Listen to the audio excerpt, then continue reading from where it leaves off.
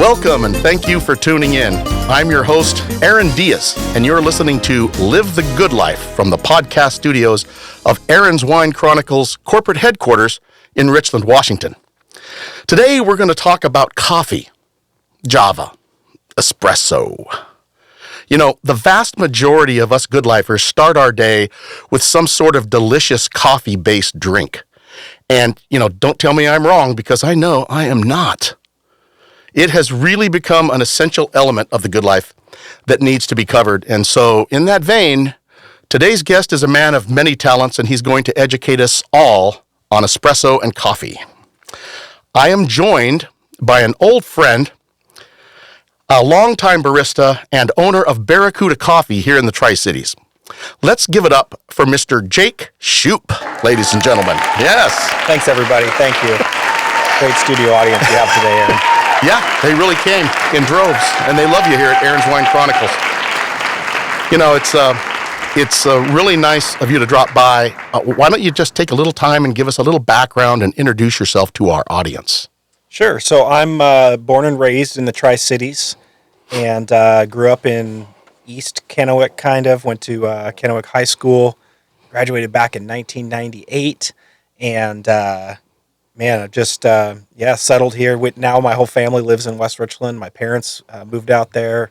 My brother's out there. My sister's out there with their families, and now we find ourselves in West Richland too. And so, between coffee shop and helping my brother with his roofing business, and then also doing real estate, I like to consider myself a Jake of all trades. Yeah, well, you know what? I have to thank you for being here. It's great having you on the show. Something I'd like to mention before we get too deep into this world of coffee and espresso, I'd like to notify our audience because this is only episode number 3, and you actually are our very first interview candidate. All right. For the podcast. So knowing that, I want to let the audience know that, we typically enjoy libations in studio while we're recording. So during our podcast, today I am drinking a single malt scotch, 18-year aged, small batch Glenfiddich. It's a single malt, beautiful scotch, really smooth, and I love this guy. I drink it over rocks. A lot of people will just have a dash of water in it or drink it neat. That's my drink of the day. What are you enjoying, Jake? Well, today I'm enjoying, for the first time I'm ever trying this, the Angel's Envy finished rye, finished in Caribbean rum casks, and it is fantastic. I am a fan of Angel's Envy bourbon, and so this was a first trying their rye, and it's really, really good. Now, what's that primary note that you get when you drink it? Well, on the nose especially is the rum casks. I really smell the rum cask. Take note, audience. There's an expert right there. Yeah, it's a really strong rye. And caramel. Do you get caramel on it?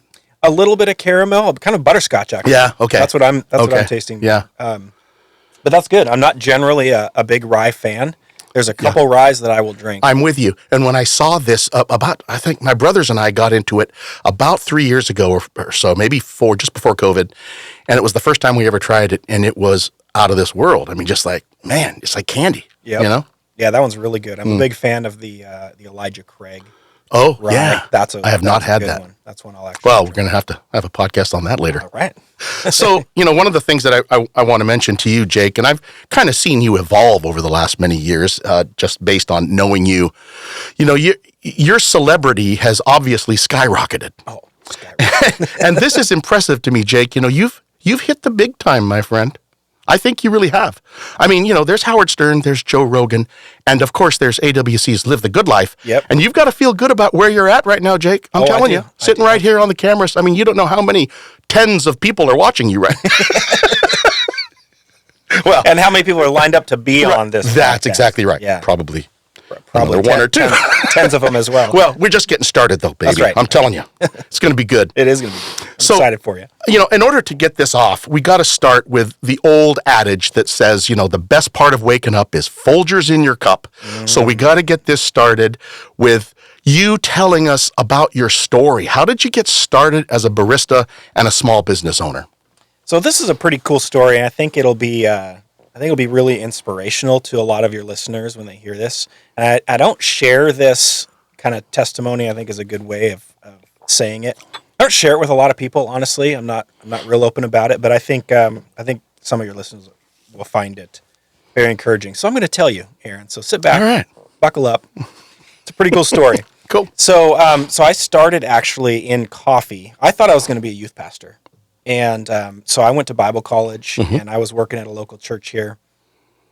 And, ministry doesn't pay real well. And so I was supplementing our income. Michelle and I were married, and I was supplementing our income by working at Barracuda on my days off from the church, which was basically Saturdays and Mondays. And there was something that happened at the church where I kind of got pulled into the pastor's office and reamed for something that wasn't my fault. And I just stood strong and said, look. Did it have to do with graffiti, spray painting things? No, it wasn't anything like that. Okay. So yeah, working with the youth, that's very possible. But I was pretty upset, and it just kind of felt like it was a thankless place. Like Michelle and I could never do enough to keep everybody happy. The parents especially were really hard to work with sometimes. We love the kids, still stay in contact with a lot of them that we served back then. But after this one event where I got, kind of reamed for something that wasn't my fault, I went home, and at the time Michelle was in Hawaii with our then about 6-month-old son and her mom. And I was literally face down on my bed, like pounding the covers. In frustration. Just talking to God, just crying out to God. And I just said, God, this isn't fair. Like I'm just so tired of this. And so I said, God, you need to either fix this or find a way out for us. And it's one of the only 2 times I've heard that still small voice of God where he just whispers in the quiet. And I think in the kind of desperation of our hearts. And I just felt him say, beyond all you can ask or even imagine. And that's a reference from Scripture. And it was that word ask that just was like all caps, bold, big. And I felt like God was saying, well, ask me, Jake, what do you want? Like, tell me what you want. And it was the strangest feeling. You literally had like a divine dialogue. I did. Right? I felt like I was sitting in front of the throne of God, and I could ask him whatever. And I said, okay, well, wow, God, I feel like I could ask you for $1 billion right now, and you'd give it to me. I mean, that's how much freedom I felt like I had. But I said, I don't need $1 billion. But, Michelle and I would maybe like to start a coffee shop someday. So how about $350,000? I mean, we could probably do it for $350, And that was kind of it. That was the extent of my prayer. That was the number. That was the number. Wow. And that was a Thursday night. And I called my wife and just said, hey, had this frustrating day at work today. And so just praying and all that. And, she just encouraged me and basically said, chin up, buttercup, and all that. And this was a stressful time, right? It was financially really stressful. It was just like everything, right? Yep. Kind of falling in at once. Yep. And, we'd only been married there for a year and a half or so. Right. And so that was a Thursday night. Friday, my phone rings. And it's this person that says, hey, was talking to your mom, and they said that, you guys are having a tough time at the church. And so I just wanted you to know that if you wanted to buy Barracuda Coffee, that I'll help you with the down payment. And I hadn't even spoken with this person. I hadn't even spoken with my mom since Thursday. I didn't tell her about this frustrating day I had. This was something about the timing before. So, I mean, this whole chain of events is continuing after your experience where you were getting your guidance. Absolutely. And so that was Friday. So I told this person, I said, wow, I mean, I don't even know if Barracuda Coffee's for sale. I know I worked there 2 days a week, but I would have to go, I had a good relationship with the owner because I worked for him when he first opened, like 5 years before that, and then came back and was just working part-time. And so I said, well, hey, tomorrow's Saturday. I go to work. I guess I can bring it up and see how he's feeling. Maybe I don't even know if he wants to sell it. So I go ask him, and he says, well, Jake, I mean, I guess that could be a possibility, but, I guess I would need a third down first. And I'll shorten up the story here, but basically, he goes and talks to his financial advisor. His financial advisor tells him, he comes back to me on Monday and tells me, my financial advisor said Bill, you could sell the shop, but I wouldn't sell it for less than $350,000. He says the same number that you essentially asked for. Isn't that crazy? No, not really. I know, it's really not. It isn't crazy if you think about it. Yeah. But And so, I basically said, Bill, it's your shop to sell, and it's our job to decide if we can do it. And so this investor, man, this was like 2009. And so coming out of '08 with the financial crisis, Michelle and I couldn't get a loan on our own. And so this person had to put a huge chunk of money down to secure a loan for us. Jeez. But they were willing to do it. I mean, when I told them the 350 number on Monday, they said, okay, I'll get you a check tomorrow. Jeez. And I mean, it took about, this was from October to February of '09 is when we bought it. So we just celebrated 14 years, which is pretty cool. Yeah, congratulations. So where's that? Thank you. Yeah, Thank congratulations. You, well, there you go. There you go. Congratulations. Thanks, guys. Yes, it is a big accomplishment.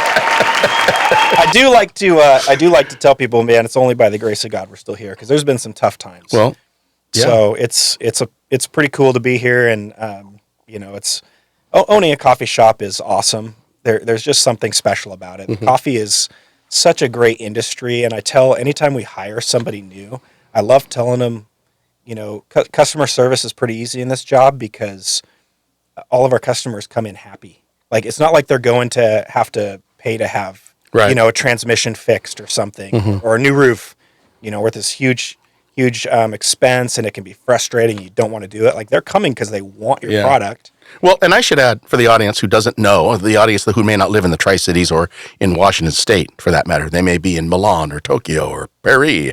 And all your international listeners. Exactly. But, Barracuda Coffee is a pillar organization in the Tri-Cities. I mean, you talk about, people, you go around the Tri-Cities, oh, yeah, I'm going to get some coffee, or I'm going to go get some espresso. Oh, where do you get your espresso? Oh, Barracuda. Oh, everybody knows about Barracuda. Yeah. Everybody in the Tri-Cities, a lot of people in Eastern Washington know about it. Yeah, it's a good name, and that's the guy that started it, Bill. He actually had one of the old Plymouth Barracuda muscle cars, and he sold that to buy the first machine, plus all of his life savings. So it was his baby. He put everything into it after. I figured that out a little bit after I started going to the place.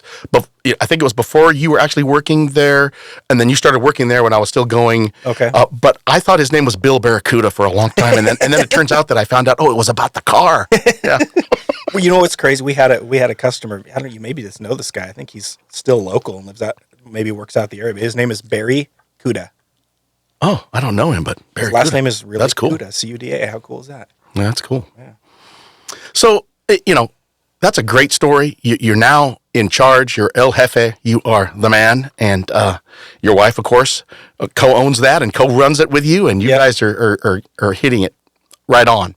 But during this time, who was the most influential in helping you hone your barista skills? Sure. When I first got hired, it was Bill's son, Steve. And Steve was working there, kind of acting as a manager of sorts. And so that's who taught me how to make coffee in the first place, was Bill's son, Steve. And I got to see him today. He's now living in Boise, but he popped into the coffee shop today. Small world. Yeah, that was pretty cool. I told him, I said, hey, you're going to get a shout out on the podcast this afternoon.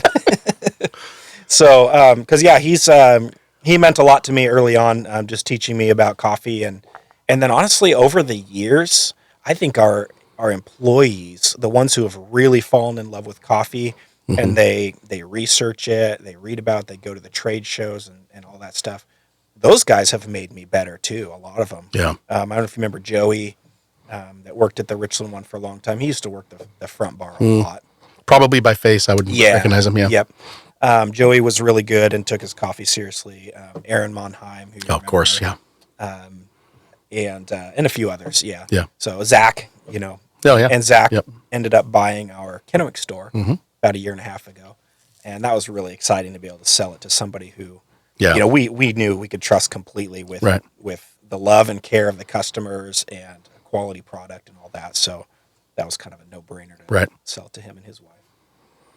So what has surprised you most about owning and operating a coffee house? I mean, you've talked about the ups and downs, but what's the biggest surprise that you've had over the years in this line of work? I think I'll tell you the hardest thing, which was probably kind of a surprise for me too, is just managing personnel. it's like turnover and all of that stuff. I mean, or just personalities and kind of personalities, but more their schedules, trying to keep everybody happy. Logistics. Giving them the schedule they need with their families, and recognizing that, this one employee might not have a husband to go home to yet at night, but the other one does. So I would prefer to let the one that has a family go home earlier. Right. But then you get people that get upset about having to close all the time and not getting the morning shift. Everybody wants the morning shift because it's busier, or you make more tips, all that good stuff.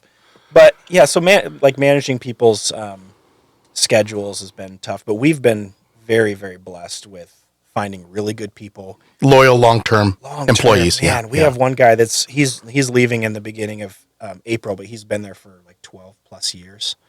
Pretty amazing. We have one right now that's been there for about 7 years, another one for 6, another one for about 5. That's long-term in almost any job. Yeah. I mean, where I work out at the laboratory, we'll hire young engineers and scientists, and they'll be there for a couple of years, and boom, they're gone. Yeah. And you look at their resumes, and they're coming in their late 20s, and they've got 7 to 10 jobs already in the professional ranks. Yeah, it's amazing. By the time they're in their late 20s, I'm like, what? I've been out there for 34 years. Yeah. One job. Yeah. I mean, well, I had a few before that, but it's kind of a lost thing. It's crazy. Kind of sticking loyalty. out. Yep. Yeah, it's just not there. Yep. So let's talk, switch gears a little bit and talk about coffee beans. Okay. Now, the bean. Okay, let's talk about your favorite beans, what kind of flavors that you really look for in beans that you want to provide your customers, the sources of those beans, and even like roasting. Let's talk about roasting coffee beans, because that's an art in and of itself. Oh, absolutely. So yeah, I'll let you take the floor again. Sure. So when it comes to roasting, I'm not actually a roaster, but I've, just over the years, I've obviously learned a little bit, but our roaster, Steve, does an amazing job finding coffees and then roasting them all kind of to their strengths. And, every coffee is going to be different, whether you get it from, a certain country or a certain region of the country or even a certain farm. And micro lots have kind of become this thing where the farmer can get more money based on areas of his farm where the beans taste better. So they will, they might harvest like section C of field A, and section C is just a dynamite coffee. They'll set it aside. They might submit it for competitions, what's called like the Cup of Excellence, which is like an international competition. Wow. And that one might just have the most, bold flavors coming from it. Nice, crisp, clean cup that it makes. And but then, the other ones might be good coffees, but they're not going to command like $10, $12, $20 a pound green that, some of the other ones would do. And so our roaster gets these coffees, and he gets good value. He finds great coffees for good value. So he's getting really, really good coffees in for $4 to $6 a pound green. And then, we're having to roast it, and you lose about 20% in shrinkage. So, it's obviously has a lot of the moisture inside of it, which is a lot of the flavor and stuff. I don't mean to interrupt you, Sure. but I got to ask this question. So as you're talking, the analogy to me is how wine is made. And is a roaster more like a winemaker, where they're actually processing the bean or processing the grape, aging it somehow, there's, the fermentation process, and there's the barrel aging and all of that goes into taking the grape off the vine and putting it in the bottle. Yeah. The same with picking the bean and putting it into the cup, right? So, is there an analogy there with the roaster, or? To an extent, yes. Most of the time, though, when we get the bean in, a lot of that process has already happened. Okay. Is there an aging or a drying process? There is, yeah. Okay. There's kind of 3 main processes. There's a dry process, which is where they just lay the cherries out and they let the pulp basically just dry off. And then, they'll turn it. They'll gently turn it with rakes, but they'll just lay them on either just long concrete beds, or they'll put them out on mesh nets or something like that. Just let the sun dry them out and turn them. The other one is washed. And that's where they just gently cycle it basically in water, and that kind of takes that pulp off of it. And then there's a hybrid process basically that uses some dry process, some wet process. And the dry process is the best one. You get so much good flavor out of a dry process because the cherry just sits there with all that extra pulp on there, just letting it age. It's kind of like basically like a late harvest wine, where the longer it stays on the vine, the sweeter more it gets. sugars. Yep. Right. So same principle there, and so that's why I like natural processed coffees. Oh. And I do want to mention too, because a lot of people think when they see flavor notes in coffees, I don't know if they do this with wine, but when they see flavor notes in coffees, they think that we're putting those flavors in there. A lot of times, because like infusing them with something. Oh, yeah, and it's amazing how often that happens. People come in and they're like, "What, strawberry, blueberry, lemon? You guys flavor your coffees?" Like, no, coffee's about twice as complex as wine, even as far as how many organic flavor compounds. You have told me that before when we've had discussions, which is about amazing, this, and it amazes me because I thought that from a chemistry standpoint, you do some analytical chemistry on wines. They're very complex, scientifically speaking, and you're telling me coffee's even more. Yep. So that's crazy. Yep. And most of the time, people are just after the caffeine fix, so they don't care. Right. And so then when it comes to roasting, like you get all these what we call macro roasters, big like Pete's and Starbucks. Yeah, right. Some of those, they're just buying such massive quantities. They just throw all the beans, and they could have beans from Nicaragua, Brazil, and they roast it all dark. Yeah. And so you get that when you get past a certain point in the roast, you're not going to taste all the good flavors inside the complexity, the layering, and all those things. Yeah, I mean, and you get a lot of bitterness, I think, from that kind of thing too. I mean, at least I noticed that. Yeah, and part of that's just kind of a poor quality bean. Okay, and those guys are buying such massive quantities. But there's when you buy like a dark roasted coffee and you see that oil on the outside. That's actually all the flavor compounds that have begun to seep out of the coffee, and then they burn off, and that's what you taste when you get a dark roast. You're just tasting the burnt off, the roast profile, we call that. Wow. And so, like medium roast is more kind of the sweet spot, where you don't over roast your coffee. You get to really taste some of those good flavors. So my favorite, to answer that question, is I love African coffees, especially if they're natural processed. Well, is there a specific bean that comes from Africa, or is it? I mean, it's an agricultural product, so it's always different. I mean, every season could be different, right? And it's like vintages of wine. Yeah, exactly. And the grape can come from a lot on a vineyard, but it could be different the next year because of all these parameters. So it's just like that, right? Because it's a biological product, right? It's a living product. Yeah. So generally speaking, though, Ethiopians, Kenyans, Rwandan coffees, I love all those ones. You get a lot more of the red berries a lot of times. One of the best coffees I've ever had was in Seattle, and it was a naturally processed Ethiopia, and it tasted just like blueberry juice, blueberry pancakes, kind of. It was unbelievable. It's hard to imagine that. Yeah. Right? In coffee. Yeah. And it's partly how you prepare it too. So obviously that one, when something has that kind of flavor, you don't typically make an espresso out of it. Yeah. You might French press it, or you might Chemex it. I love French press coffee. Yeah, French press is good. Good, really bold, kind of a heavy body. Yeah. I love me some Chemex though, because and I've only done that just a couple of times. Yeah, just it's more tea-like in its texture, and I think just the way that coats your palate, I don't know, the flavors just sing. Chemex is so good. Man, I'm drinking scotch, but now I feel like I want a coffee. Oh, we want to make a Chemex. Huh?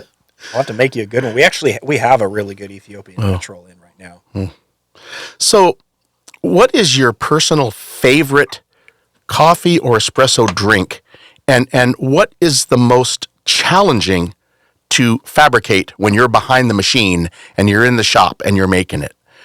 Okay, I love just plain lattes, or you get even smaller, maybe like a cortado or a traditional cappuccino. You guys are all the same, because I asked Zach the same question the other day when I go in there periodically and have a coffee, and he said the same thing. He says, when my wife and I go to places, that's what we'll have. We'll have a latte, a standard, because we can tell whether or not they know what in the heck they're doing. Exactly. Just by getting a standard type of thing like a latte or whatever. And you're saying the same thing. You guys are all alike. Yeah. Yeah, there's a certain expectation, I think, that comes with understanding what good quality coffee is, and sometimes you can even tell before you get to try their coffee, you walk in and you see their steam wand's dirty. I've literally seen a steam wand that's like rainbow But you guys pay color. attention to the detail because it's what you do. Yeah. For the average consumer like me, when I walk in, I'm not paying attention to that so much. Yeah. But now that I am a connoisseur of cortados, and that's my drink, and I am a connoisseur, I watch how they prepare it oftentimes. Yeah. And I've seen different people prepare it differently, but when you guys are doing it, you guys will steam the heavy cream, and then you'll pound the heavy cream down and kind of release some of that air that's captured in there and kind of debubble it a little bit before you actually start to mix it with the espresso. Yeah. And when I see people who are not doing that, I'm like, okay, I'm going to get this foamy, frothy, kind of weak heavy cream effect rather than the more standard effect that I'm looking for because I was raised on the way you guys make cortados. Yeah, we spoiled you a little bit. You did. And now I'm always comparing that again. That's my standard. Yeah. I was in McMinnville, Oregon, and this last weekend we were doing Pinot Noir tasting, my wife and I. And we went to a little coffee shop, a really cool coffee shop, and I asked the girl, hey, do you guys make cortados? Oh, yeah, we make cortados. I said, do you guys have heavy cream? Oh, yeah, we have heavy cream. I go, can you make me a cortado with heavy cream? She goes, absolutely. And so I figured I was going to get a cortado with heavy cream like I get back home, and I didn't. Oh, man. No, I got a cortado, but she didn't even steam the heavy cream. Oh. When I got the cortado, it was cold. It was cold, and I was like, I felt bad because my wife ordered a coffee. We actually took them. I didn't sip it. I took it, and sat down, and we were playing checkers in some little back room where they had a little quaint area where you could sit, and drink your coffee. And we were playing checkers and stuff, and I was like, I'm not going to get up and be that guy and gripe about it. I'm just going to drink it. And I did. But it was like, who doesn't steam the heavy cream for a cortado? That's interesting. But I've run into that kind of thing. You have to be very definitive when you're ordering your special drink. Even something that's as simple, there's two components in a cortado. Yep. There's the espresso and the heavy cream. Yep. Well, there's the steam, if you count that. Yeah, and you should. And you should because it's important. It's not a cortado then. Right. So anyhow, I didn't mean to interrupt your train of thought. No, that's okay. But to answer your question, which goes right in line with that, I think one of the hardest drinks to make is a cortado, to make well. Especially with heavy cream, because when it has that extra fat content in there, then you're steaming such a small quantity of milk, and you don't have very long to do it because that steam heats it up quick. You don't want to overheat it, which breaks down the milk, and so you've got to get it to about 140 degrees in a short amount of time with that little, and it's more fat. So, but that's what we do at The Good Life. We eat more fat. Oh, absolutely. We drink more fat. Yes. We love fat. Yes. Because that's The Good Life. Yeah, absolutely. Bacon? Yes. You don't have The Good Life without bacon. Oh. Wagyu and Kobe beef? Yep. Most of it's fat. Ribeye. Ribeyes. Oh, man. A lot of fat in there that gives it the flavor. Absolutely. If there was fat in cigars, we'd be 450 pounds each. That's an idea. It is. That is an idea right there. So, Barracuda Coffee, in your view, what makes it so special? I think it's the way. Well, it's the people. That's what I was gonna interrupt you if you said anything else. I was gonna say it's the people. Yeah, the people that we hired. I was gonna start with. I think it starts from the top down. Well, we're pretty awesome. You are. You guys changed the whole dynamic. You think so? You did. Nothing. Well, that's awesome. Nothing against anybody else, but when you took over, the ambiance, the aura changed. The camaraderie, the communication, everything changed. That's what I think. Yeah, that's great. That's what we hope for. Yeah, and we've been blessed to have people that we rarely have to make a posting that we're hiring somebody. Yeah, because we have longtime people there that are great, and we try to really take care of them. And for us, it starts with them. Our motto is people first, then great coffee. Yeah, and I know there are coffee shops in the area that have that the other way around. Yeah. Which I think is sad. Without your customers, you don't have business, and with a good customer experience. And so for us, people first actually starts with our employees. And so we want to make sure our staff is well cared for, because then we know that if they feel good when they come to work, obviously they're going to treat the customers well. Yeah. And so that's a big thing for us. And then obviously, we do make a good cup of coffee. So damn right. And I will say that from my experience, there's what I would say 3 types of coffee shops. There's your big commercial bullies, obviously. You already said it, Starbucks and, the big ones. Then there's your fast food type coffee shops that cater to, I want Red Bull and a shot of, this and that, and I want it sweet as hell, and I want it slathered in this and that, and it's a candy cane, basically. Yeah. They're making candy canes with espresso in it. Yep. And then there's the Barracudas of the world. Those are the true coffee houses that take pride in and this is a segue into my next question, but they take pride in quality, in ambiance, in presentation, and all of the things that go into enjoying a cup of coffee like you would in the old world, right? Yeah. Yeah. Seriously. Those are the three types, and you fit that last type that I was talking about. I think you do. I think your clientele also, generally speaking, they enjoy coffee for all of those reasons. They're not there to throw it into their veins and get amped up before they go out to work out, right? Yeah. No, we're there to enjoy the coffee for what it is. Yeah. And right? they have to for, $4, $5, $6 a pop. Yeah. So exactly. It's got to be worth it to them, right? It has that value. So that takes me to my next question, which is, talk to me about when you're crafting your coffees for your clients. Talk to me about presentation, about art. How important is it? And in your mind, who's the best around in the Tri-Cities when it comes to art? So when you're doing, like, say, latte art, and you want to be that, have that expressive aspect of a latte. It starts with skill, really. I mean, you have to really practice, hone your craft, right? Because it starts with obviously pulling good shots. So you get that crema, that delicious crema that's on top. That's where so much of the flavor of the espresso is. But that's got to sit in your cup, and then you have to be really good at steaming milk and understand the differences between non-fat or 2% or whole milk, breve, heavy cream. So being able to pour art at all those different levels and knowing how much foam to put in each one of those. So that's all part, that just comes with first being on bar a lot and having that practice, and then constantly paying attention to your shots, make sure your shots are good and dialed in well, and tasting good. But then it's, a lot of practice with technique of pouring art. And that's fun. And that's fun to watch videos. You see people on Instagram that are just amazing at it. Yeah. I don't know if there's anybody in the Tri-Cities that's, I would say like 10 out of 10 skill. Yeah. Like you have in some Asian countries. Right. But there are some people that are really, really good in the Tri-Cities. And I think Zach at Traveler is really good. He worked for us for a long time. And so he spent a lot of time on bar, and he's competed in latte art competitions, and he's really good. Vienna comes to mind. She used to work for us for a while, and she's also super good. She takes it very seriously, very passionate about making a good cup of coffee. I think she's in accounting now, actually, is what she's doing. But yeah, she was really good. And then Joey, who I mentioned earlier, he was also really good. I'm pretty good. I'm maybe like a 6.5, 7 out of 10. I can pour some pretty good latte art, but I'm not world class by any means. Yeah. But Yeah. it's fun. I poured a pretty good one today. I was working bar.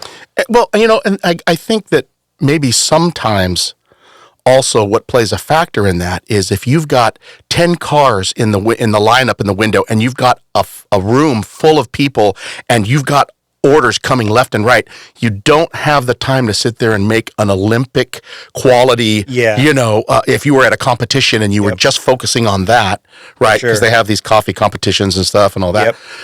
But, because when you're sometimes business, the throughput, you got to worry about getting people their coffee on time and getting it to them fast. And so I'm not saying that you compromise the art, but it's not going to be what you're focusing on when you have 15 people in line, right? Yeah, that's pretty true, because we do probably 75% of our business through the drive-through. Yeah. And that's one thing early on when I first got into coffee, that just drove me crazy. Because to me, that's not coffee. Yeah. And Bill likes to, the guy that started Barracuda, he likes to still poke me about how I was just an angry young man because I was more angry because I wasn't where I wanted to be in life more than that. But it just used to drive me crazy. Like, all these lazy people don't get out of their cars. But now that I own the shop, I've really appreciated, obviously. It's business. Yeah. And we found, I was just telling this one girl who we might hire, I was telling her today that, it's taken us a long time to dial in our processes to make sure the flow's good. But when we started, man, we used to have, like, on a Friday morning, 5 people working, 2 espresso machines going. And we would do maybe $1,200, $1,300 by noon. Nowadays, we've got one machine, 4 people, and we're doing $2,500 mornings by noon. Wow. I mean, it's just incredible. Like you're double the speed and you've gotten you're way just more efficient. Yep. Way more efficient. Just getting those and just kind of having an expectation like, yeah, people might have to do a little bit more, but man, we keep that drive-through moving. We never get a complaint that, I had to sit here for 2 hours. When you were talking about the crema of the I got you salivating, didn't No, it reminded me of my conversation I had with my wife the other day. I go, honey, you have to remember, I am the crema in your life. And she actually agreed. She shook her head and said, yes, I love you. Yes, you are. Bless her heart. Bless her heart. She's a great liar. Well, hopefully she'll be watching this. Along with my mom and my brother, those 3. So what new beans, what new baristas or coffee houses locally, of course, I'm not talking about in Milan again or Tokyo, but what is there anything out on the horizon locally? And I know it's competition when you're talking about other baristas or other coffee houses, but like anything, there's always going to be people popping up that are like, whoa, you kind of almost, look at them and say, hey, they're doing a great job. So who would that be in the Tri-Cities that you're kind of excited for? Well, I loved the local. Those guys were also born and raised here, or I should say the business was born and raised. I don't know about the owners, but they were a homegrown company. They ended up selling and moving off to Nashville. Which is cool for them. Yeah. But the people that bought that was Indaba, and Indaba does a great job. They roast their own coffee. They have, I think, 9 or 10 shops now. They started in Spokane, and I know Bobby pretty well, the owner. He's a really good guy. He loves people, and so his vision is the same thing: people first, and then great coffee. And I think he just words it a little differently. But he started as, I think, a nonprofit even, and helping homeless people and stuff, and then he's grown to be really successful and just open a shop in Yakima. But he purchased the local here across from Costco. They have fantastic coffee and fantastic people. Obviously, Zach with Traveler is doing a really good job. And every time I see their new seasonal flavors, it makes me a little bit jealous that I'm not that creative. Because I see some of these, and Indaba does it well too. They come up with some great flavor combinations that I just don't have that level of creativity to think through what would go well together. And I'm like, well, dang it, I should have thought of that. It's a great idea, But I think one of them was it might have been like a maple bourbon latte or something like that. Oh, it just sounded amazing. Just when you say that, you could say maple bourbon about anything, and it would taste good. Yeah. Right? Maple bourbon sauerkraut. Yeah. I mean, doesn't it sound delicious? Maple bourbon sauerkraut. Sounds real good. So I know we've talked about beans and different regions where the beans come from. My question to you is, what's your favorite coffee region in the world? You did mention that you were, Africa was a place where you really had some. Yeah, I do love African coffees, but there's a certain species too of coffee or varietal, I should say, where they have transported it to Latin America, and it thrives and it produces like World Cup quality coffee. And I got to try that one time. Somebody brought it in. You're talking, this is like they charge about $100 for like a 6-ounce bag. Oh man! And so where's this from now? Well, Stumptown had it for a while. I don't know. It's when you're talking about coffees that kind of expense, that kind of quantity, it varies who's going to buy it. So Stumptown at the time bought some, and they gifted us some for Christmas for being one of their clients. That's nice. This was years ago before we started roasting our own coffee. Right. But it's called a geisha coffee. A geisha. Yep. And they planted it in Panama, but it's like an Ethiopian. I think it's Ethiopian. Maybe it could be Kenyan, but native varietal of coffee, but then they transport it over and plant it in the mountains of Panama. It's kind of like what they do in the cigar world, where they take the Cuban seed and then they plant it in Honduras and Nicaragua and Dominican Republic. Yes. And they're making fantastic cigar tobacco great from the seed, but the climate is a little different, the soil's a little different, and they're getting very unique, different notes, high-end stuff. This one, I Chemexed it, and that one tasted like raspberry juice. And it just seriously, it's just unbelievable how you can get some of that stuff. I've had coffees that taste like orange juice. That is just odd. I mean, And that's the And you're not- natural flavors. you're That's not, it's literally just making it as a Chemex. And no CBD Or is like involved, none of this maybe a hallucinogens. little nothing. bit of THC, but THC, CBD, it's all 3 letters. So what's the best coffee you've ever tasted? I mean, the very best. I mean, yeah, it was probably that one that was from the one you just... oh gosh, it's now Whidbey Coffee Roasters. It was the blueberry pancakes one. Oh, It's that not, one. It's not Whidbey anymore. It used to be Okay. Victrola. That's what it Victrola. was. Oh, I've heard great they got things bought about out. them. Yeah. They got bought out by Whidbey, and so Whidbey does their roasting now. But yeah, Victrola, man, when they were roasting their own, and they made that, it was the Ethiopia Yirgacheffe, natural processed, and yeah, blueberry pancakes in the cup. It was so good. I'm just normally a latte guy, like usually even iced lattes, because I have to drink them when I'm working. Yeah, right. Because it just, I can't do hot coffee when I'm working. So a lot of times an iced latte, but sometimes when I can slow down and really enjoy the cup, I would love to make a Chemex and really taste some of those flavors. In your business, what is the biggest myth about espresso? The biggest myth about espresso? Yeah. Probably that it can't taste good on its own. Just a shot. Yeah. People are like, no, too strong. I can't, no, and it can't is handle strong. I mean, no question it's well, strong. if they haven't had a Cuban coffee, they don't know strong. Yeah. Or turkey. Go to Turkey and Yeah, have exactly. some coffee. Yeah.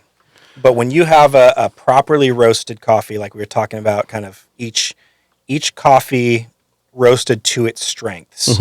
And, you can do what's called a pre-roast blend or a post-roast blend, where you're blending your coffees before you roast them and then roast them all together. Or you find out, hey, I like the way this Brazil tastes this way, and I'm going to make it 50% of my espresso, and I might bring this Sumatra in as 25%, and maybe this Ethiopian is 25%, but I'm going to roast them all individually and then blend them. Yeah. When you do that and you come up with a great blend that has, really a good body, a good mouth feel, obviously good flavor, and not a lot of acidity or bitterness, then you can have a really good espresso standalone, or even just a little bit of milk. And you don't need all that sugar when it's properly made, because when you steam the milk properly, you caramelize the sugars. Oh, okay. That really good microfoam, and I'm talking the bubbles are so small you can hardly see them. Right. That means that you're putting kind of natural sweetness in it, and you don't need all that flavor. And it's Well, that's why I do the heavy cream. Yeah. Because it's got even more absolutely of that. We love fat. Yeah. So, there's this whole world of coffee and espresso making technology out there, right? You have home espresso makers, and I know that, these kind of, in some ways compete with what you offer as a service to the community, but a lot of people are buying them and still going out and getting their coffees at other places, but they want to be able to have that capability.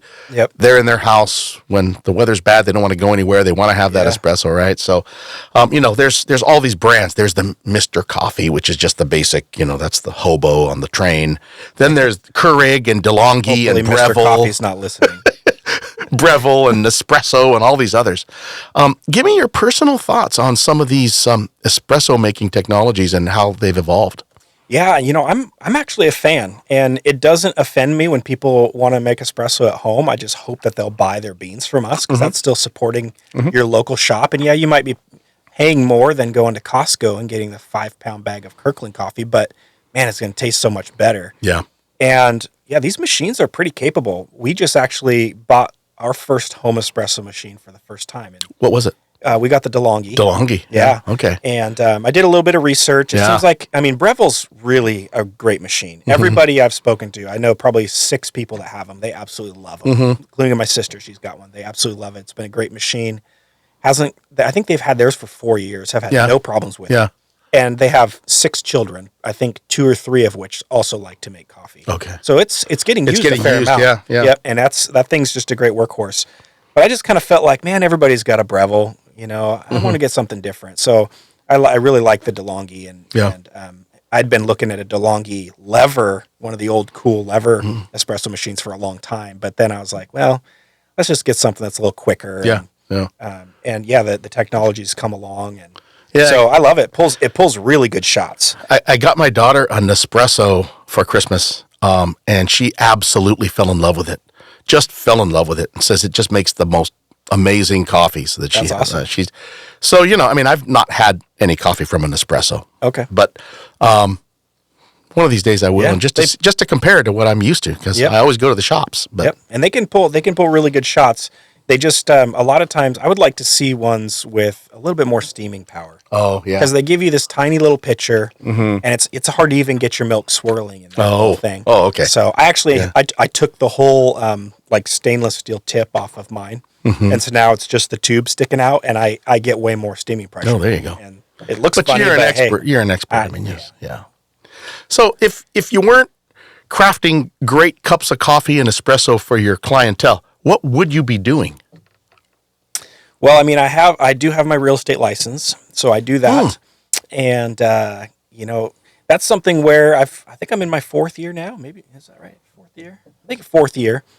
I haven't paid for any advertising or anything. I just have a pretty good network, so I'm not killing it in real estate, but it's just a nice little side hustle, Right. And it's just mostly I'm helping friends and family and their referrals. So that's been pretty cool. Yeah. It's been a blessing because I used to do car sales, and it's kind of fun. There's you're chasing the thrill of the close, Yeah. and you feel really good when you close a sale, but it's just not that fulfilling. Can you identify a pigeon when they're walking onto the lot? Can you say, "Oh, I got this one. No. This is like a sucker fish in the bottom of the pond." You've heard the saying, "Buyers are liars." You heard that saying, man. Yeah. There's no loyalty. Like I've sat in the box with people and given them everything they wanted, and they still got up and walked away. Okay. When I flat out ask them, "What's it going to take for you to drive home in this car today?" Right. And they tell you, and you give it to them after wrangling with your sales manager, Yeah. and you finally just like you don't want to see them walk, so you give it to them, and then they still walk. So, buyers are liars, man.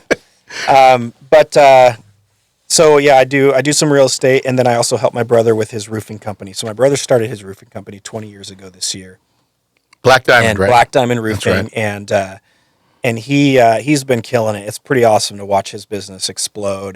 And so 2 years ago, he asked me to come on and help with estimates because he's got to be the owner. He's got 15 or 16 guys out there, 2 teams roofing, 2 foremen now, Right. 7 or 8 trucks. Like his business is booming, and so he couldn't keep up with all the estimates. So he brought me on to do estimating, and my dad helps with that up until this year. So he hired me, and then hired one of our longtime old friends that we grew up with years and years ago. We've probably known this guy for 35 years. So brought him on too to help do estimating. Yeah. So I do that, but I mean, honestly, if I wasn't doing all of these things, I'd probably try to be like a police officer or a detective or something. I mean, start as a police officer, maybe be a detective. That stuff. A trigger happy police officer? Or, aren't they all? Yeah, I got 2 brothers who are in law enforcement for their whole careers. I'm staying away from that. Yeah. Let's not touch that. No, but the the Black Diamond roofing thing, we got to plug them because, as you know, Jake, we talked about my roof about 6 months ago, and we had a cigar. You said, you know what, I'll talk to my brother, I'll come back out, we'll do an estimate, and boom, before you know it, they did my roof, and they did a great job. Thanks to them and their crew, they did high quality work. They got in and out of here in just under 2 full days, and it's a beautiful roof. So props to Black Diamond Roofing. And Jake, your brother's first name is? Josh. Josh, Josh Shupe. Yeah, great. Yeah, and great company. From what I understand, I highly recommend it. Came in 50% of the cost of the other guys with a better warranty. Actually, you did. Better quality materials, longer lasting shingle as far as warranty on it. Yep. And you came in at about 50% less than the other primary one that I was considering. Yeah. And so I'm just, That's pretty cool. Yeah, it's really good. Yep. And that's how you bought all this great podcast. No, that was from some illegal dealings down in Colombia, but we won't talk about that. So, what are you looking forward to over the next 3 to 5 years, both with the business and on a personal level? With the business, I really hope we can get to a spot where we can buy our building. That's what I'd love to do in the next 5 years. Yeah. And I've been saying that for 5 years, Right. but I mean, COVID was kind of a setback in, more ways than one. But I mean, it was a blessing too. just because it helped us refine a lot as far as procedures and again, trying to get more efficient and all that stuff. But yeah, I hope that, with the sale of the Kennewick store, that was a slog. Holy cow. Let me tell you how that was a cash suck when we started. We kept having to borrow just to stay up. And we borrowed probably $220,000 in the 3.5 years that we were there. Yeah. And we finally got it all paid off and profitable. Wow. And that's why, we felt like we were in a good place to sell it to back and it wasn't going to be. Think about what you just said. Yeah. Think about what you just said. About 3.5 years, you paid off $220,000. Yeah. So when I was getting into the housing market back 35 years ago when I was a young kid and I was buying my first house, houses were $75,000 to $100,000, and that was your mortgage for 30 years. And you're making that for 30 years. Yeah. And you just in 3 years paid off. So you're. That's what I'm saying. But only by the grace of God. Yeah. How are we still like? It doesn't compute in my mind. So when I say can that I borrow out some loud, gas money? Sure. Don't you work from home? Yeah, I do, but yeah. So, what I'd like is to give you an opportunity to remind our audience again about Barracuda Coffee and all that it offers. Sure. So we're at 2171 Van Giesen in Richland, right off the bypass highway. I like to say right off the bypass, right back on your way to work. So you can take a right and then right back onto the for all those thousands of people that work out at Hanford. Yes, tens of thousands every day. And so easy access, we keep our drive-through humming, and we'll make you a really good cup of coffee. We're celebrating 20 years as a company this year. Michelle and I have had it for 14 years. And we would love to see you out there. Awesome. Well, people, I have to thank my guest, Jake Shupe. I really appreciate you being part of this show. It's been a pleasure having you on the podcast, and I think it's about time for us to go start a fire and enjoy some scotch and light up a smooth cigar. Sounds fantastic. Yeah, I think it's going to be a good time. So that's all we have for today's episode. Again, for more of Living the Good Life, you can find us on Instagram and Facebook at Aaron's Wine Chronicles, or you can go online at aaronswinechronicles.com. And for a video podcast version of this episode, visit my YouTube channel at the @ Aaron's Wine Chronicles 6666. For our next episode, my brother Adam and I will take you through a side-by-side comparative wine tasting of two outstanding but very different Washington State Cabernet Sauvignon wines, and we'll be pairing them with some tasty hors d'oeuvres. We'll be sharing those recipes, so don't miss it. So thank you all for listening. And remember, wherever you go, whenever you can, always live the good life. Until next time.